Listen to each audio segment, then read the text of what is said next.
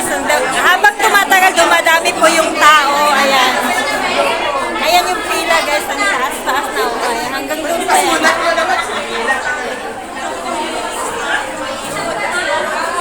Haba yung pila. Habang ano siya, until ano pa to until 4:30 ng hapon.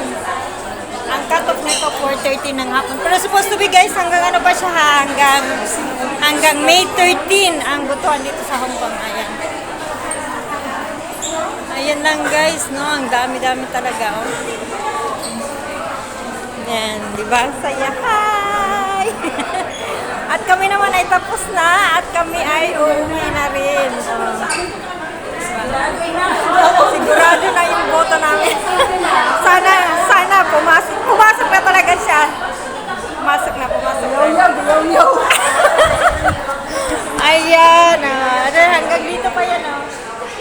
Yan, oh, ang dami, oh. Dami talaga. Ano siya, ang Philippine Consulate ng Hong Kong. Bye-bye.